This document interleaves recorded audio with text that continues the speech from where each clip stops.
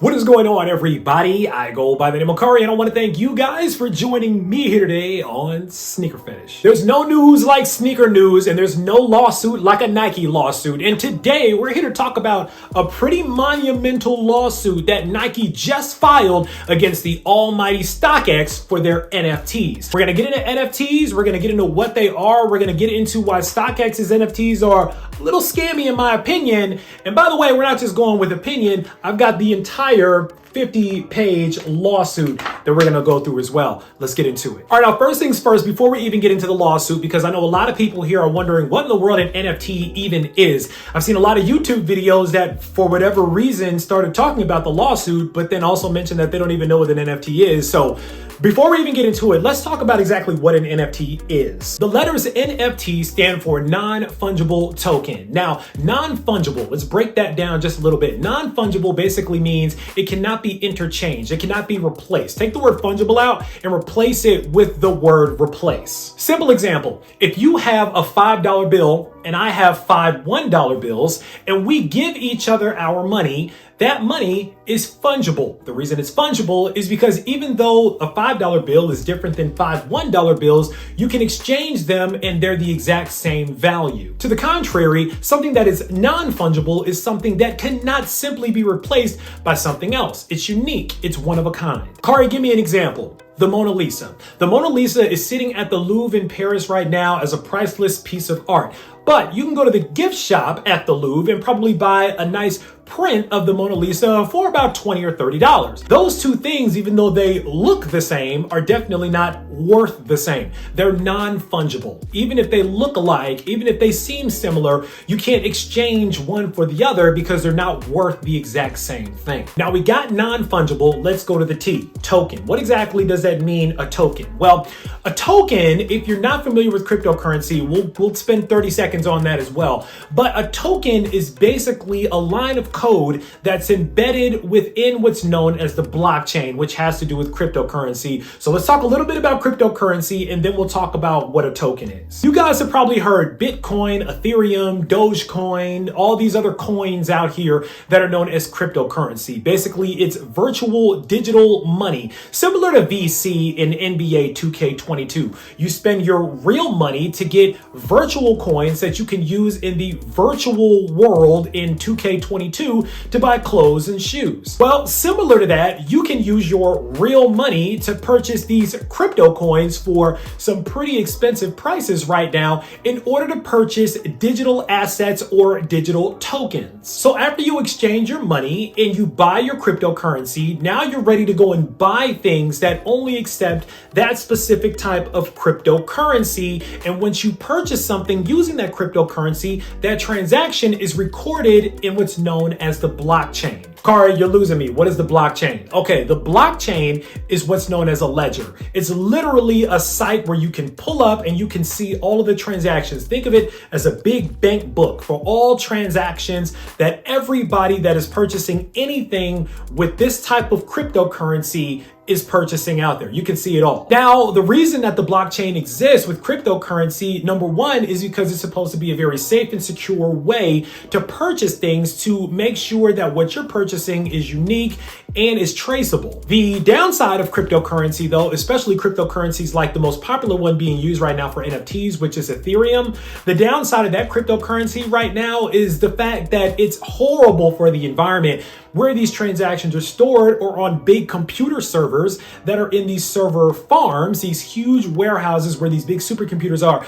that generate so much energy, it's literally killing the environment. But people don't really care because there's money to make. By the way, how much is this cryptocurrency, you might ask? Well, if you want one Ethereum coin, I'm checking the market right now, and at this very moment, one Ethereum costs $3,019.08 for one coin. But don't worry about that because most things that you can purchase, including the NFTs that we're going to talk about today, are purchased with fractions of an Ethereum coin, like 0.001 Ethereum. So you do the math on that, you convert it, and then you add what's called a gas fee on top of it, which is basically just a transaction fee, and it's way, way less. Most stuff doesn't cost you $3,000 to purchase it. But I'm not going to go too far down the NFT train. I think that's enough NFT stuff for now. Let's talk about Nike and StockX. If you guys remember, StockX recently announced the NFT project that they launched on the platform that allowed people to purchase virtual NFTs or non-fungible tokens of popular sneakers on the platform. That gets me back to the T in NFT. It's a token.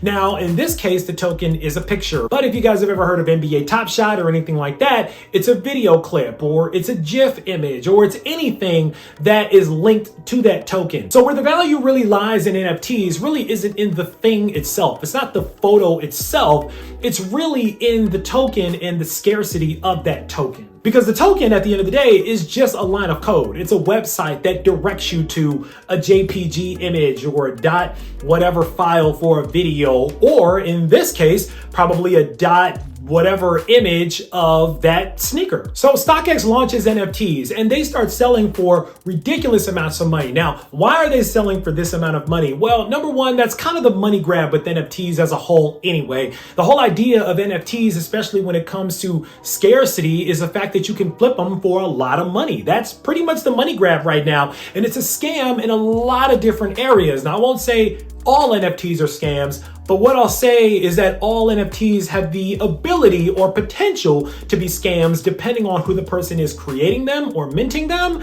and the person who is spending money on them. Because there's also a lot of illegal money that's getting laundered into NFTs as well. Another story for another day. All the sneaker community pretty much knew was that you were paying a large amount of money for a picture of a sneaker, and it really didn't make sense to anybody. And it shouldn't make sense. Don't let people convince you that something that your gut tells you doesn't make sense does make sense, because in this case, it doesn't make sense. Now, StockX tried to sweeten the pot a little bit with the NFT launch by saying that basically these were little slips of paper, little digital images that at any given time you could redeem for the physical sneaker itself. And when you purchase an NFT, there was a limited number of the physical sneakers that were going to be held in a secure vault with your name on it only. Sounds nice. The only problem is that the amount that the NFTs were selling for is far beyond the amount of money that it would take you to just purchase the sneaker itself. Why in the world would I spend $20,000 on a chunky dunky NFT when I could spend $1,500 and get the actual chunky dunky in my hand? Now, this is the reason that I got from one of the VPs over at StockX. If you're not listening to our sneaker space over on Twitter, I would suggest you listen into that. It's called Sample Size. We have some really good conversations in sneakers over there. But we had a couple of people from StockX actually stop in and discuss this project. And basically what was being sold was the fact that we would be able at some point to always redeem the NFT if the sneaker ever became so scarce that the price on it went up to $20,000. The question is, would a chunky dunky Nike SB ever be worth $20,000? I don't think so. So as an NFT holder, where is the utility or the physical attraction that comes with buying this NFT? Well, in my opinion, that's not really what it's about. It's about flipping the NFT for as much money as you possibly can, and StockX as a whole jumping on this train. Now, it gets deeper with StockX. Let me explain. In the terms and conditions of buying and selling these NFTs, StockX made it very plain that StockX is actually not holding these transactions on a public blockchain. Remember a little while ago, I told you guys that every transaction that's used with cryptocurrency is stored on its own blockchain, this ledger that you can see all the transactions on? No, that's not the case with StockX. StockX has an internal ledger that we don't know anything about, that we can't even see, that holds all of these transactions, and they forbid you from being able to buy or sell your NFT on a public blockchain. So you can't buy an NFT, turn right back around and sell that NFT on OpenSea or any of the other websites that a lot of people use as a public forum to buy and sell NFTs. That's a no-no, and StockX reserves the right unilaterally to reach into your portfolio and take your NFT back away from you, which is also against the rules, because technically when you buy an NFT, you at least have enough ownership of it where people can't just come into your wallet or your portfolio and just take it from you. So that's weird. Well, for whatever reason, be it hype beasts, be it other people that want to jump on the sneaker train, or be it just general sneakerheads that want to get in on this and don't really know what's going on but had a little extra money to play around with, these NFTs start taking off. They start selling, and Nike starts taking notice of this. Now, Nike, if you guys have seen the news lately, just recently purchased a company called Artifact. Artifact was a really innovative three-dimensional type of AR or augmented reality and VR virtual reality company that made sneakers, but they made digital versions of sneakers that they could sell as their own NFTs. It's pretty dope. They were making a lot of noise, and Nike spent a big old bag with them. And I say big with a capital B because the capital B is rumored how much the deal was worth for them to purchase that company. Not only that, but it's also been in the news that Nike has been filing a ton of different trademarks and things like that for the ability to sell downloadable virtual goods in the metaverse. Now, what exactly is the metaverse? Simply put, the metaverse is a virtual environment that you can immerse yourself in. And while you're in it, you can make transactions, interact with other people, things like that. It's all a part of what's known as Web 3.0. We're not even going to get into Web 3.0 today because that's a whole other thing, but basically it's the evolution of the internet as we know it today. So Nike's been filing trademarks for crypto kicks. Nike's been delving into the metaverse with things like Roblox and Nike Land within Roblox, the Nike branded universe within that game. They obviously are wetting their palate when it comes to what's happening in the digital space out here. And this acquisition of Artifact was a huge step in that direction for the brand. However, StockX was already beating them to the punch by selling NFTs that had their branding on it, and Nike didn't like that. So now it's lawsuit time. So Nike decides to sue StockX, and we're going to talk a little bit about what Nike said within this and why I don't necessarily think this is an open and shut case like a lot of people think that it is. All right, let's talk a little bit about this case here. Let's dive into it. The beginning of this is some blah blah talking about NFTs and basically what it is. It talks about how StockX is touting the Vault NFTs, like I just explained to you guys what they are. It talks about how StockX recently released this. Then you have the parties involved, obviously Nike and StockX, jurisdiction, blah blah blah, whoop-de-whoop. Then it gets into the factual background, which talks about cryptocurrencies, NFTs, and things like that. Then it talks a little bit more about Nike's trademarks that they own. We all know that Nike owns 1,000,001 different trademarks. That's not news here. These are recognizable and high quality, blah, blah, blah, patent and registration, trademark, blah, blah, blah. We got that. Then it gets into Nike's activities within the virtual product market, and it actually names NBA 2K. Now, if you guys remember, I actually did a video on this back in October of 2019 through the Sneakers app. If you guys remember, there was a physical Kobe Protro drop of a limited edition colorway that was tied into completing an in-game challenge within NBA 2K. If you completed the challenge, then you were able to secure a physical pair of the sneakers within the Sneakers app. So again, Nike has already been delving between physical and digital things like that, and this kind of breaks it down a little bit more. It also talks about in 2021, Nike filed applications to register downloadable virtual goods, namely computer programs featuring footwear, retail store services featuring virtual goods, namely footwear, so on and so forth. So they're just talking about the fact that they've been diving into the space. We've already talked about all that. Then it gets into StockX's resale platform and exactly what the biggest sellers are on StockX, which obviously 60% of the price premium, 60% of what's being bought and sold at a high price is Jordan products. Number two, Nike products. Obviously, Nike and Jordan rule the world. Then they get into the StockX Vault NFT programs. Now, here's what's funny about this, right? Nike wants to jump into the NFT game, but they actually call out the fact that the physical product that the NFT represents isn't worth anywhere near what the NFTs are worth. So I just find it funny because as a whole, it makes StockX look like this is a big money grab, when in my opinion, I think when Nike really starts rolling this thing out, it's going to be a big money grab for them, and it's a big money grab in general. As a matter of fact, let's stick a pin in this for a second. If you guys notice, Artifact recently just released what's called the Monolith NFT. That was a co-branded NFT with Nike for a price of $10,000. And I don't know any physical object that Nike has sold for that much money that's probably going to sell as many as those NFTs are selling for. So it's funny that Nike is trying to put StockX out to dry like it's a money grab when obviously it's a money grab across the board, but whatever. They get into actual screenshots of some of the NFTs that are being sold. They also talk about what we talked about a little while ago, the fact that StockX at any given time can just take away your NFT, which Nike actually calls in here shocking, because Nike said, we can't even believe the fact that they put a rule in here that they can automatically just take your NFT away from you,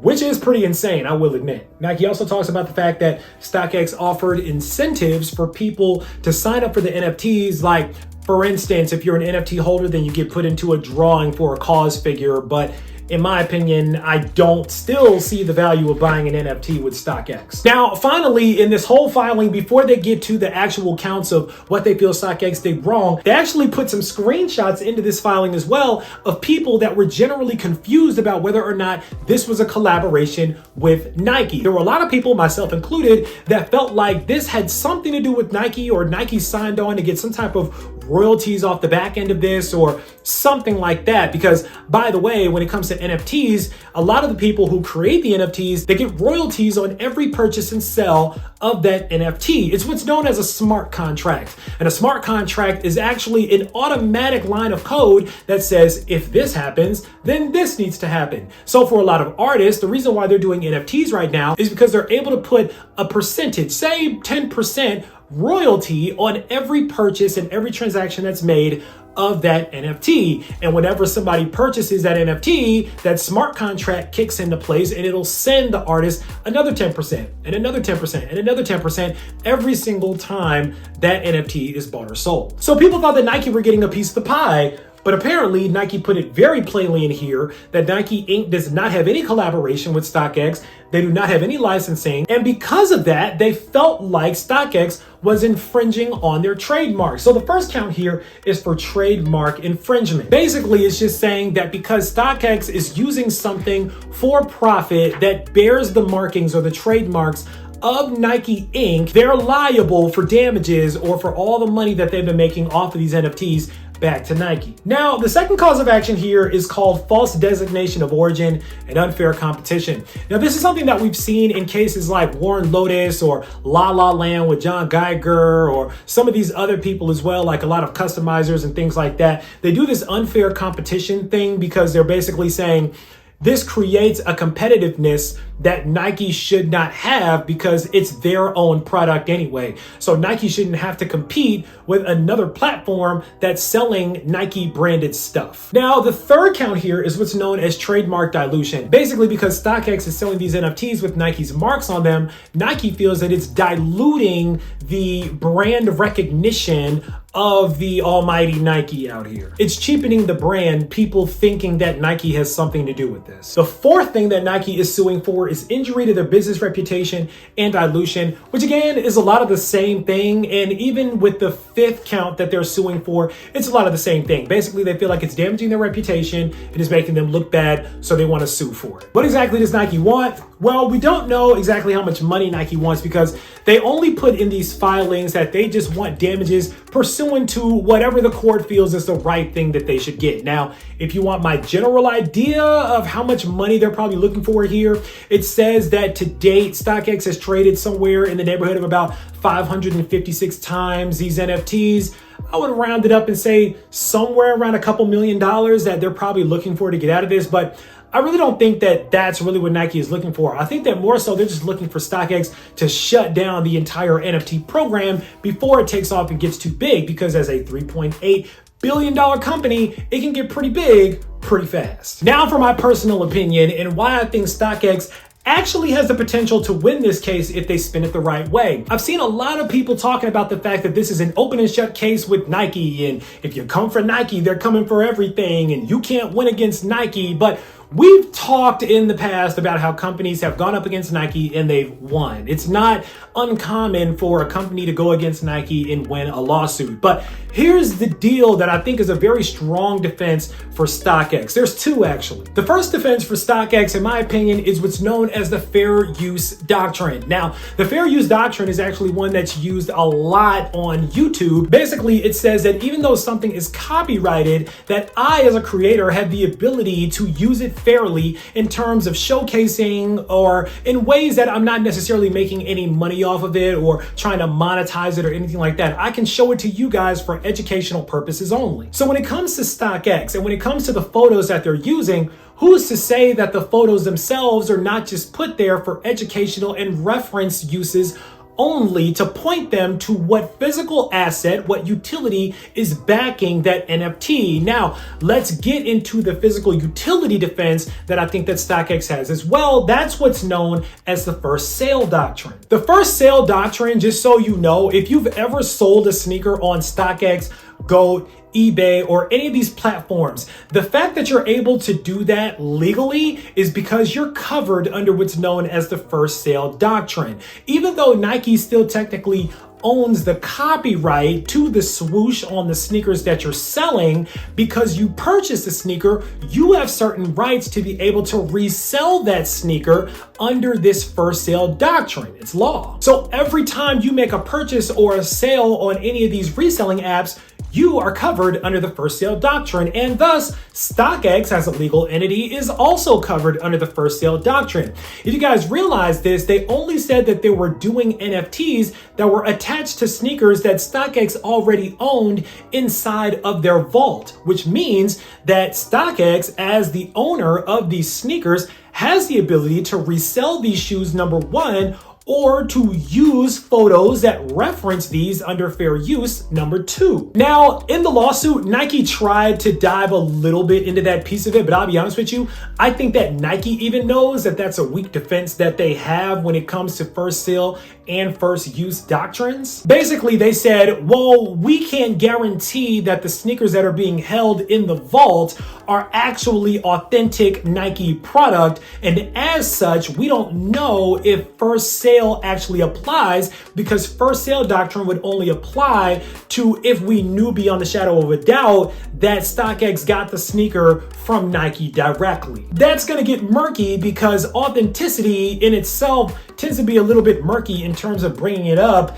in a court document like this. So I don't really know how much of a leg Nike has to stand on that one. Like I mentioned in the beginning of the video, they're not selling the pictures of the sneakers. The pictures of the sneakers will be burned, or they'll go away whenever you redeem it for a physical shoe or whenever they decide to do something different. Remember guys, the T, the token, which is what directs you to that photo itself, it's just an indicator that has to do on that string of code within StockX's inside blockchain or their internal ledger, but that's not really what they're making money off of. They're making money off of the actual NFT itself, the actual token itself, not the photo itself. So in my mind, I'm thinking StockX isn't selling pictures of chunky donkeys. That's not what they're doing. They're selling tokens that happen to direct people to a photo. They can really interchange that photo with a photo of anything, and they can just say that it's going to be a token for a chunky donkey, or you can still redeem this for a token of a chunky donkey,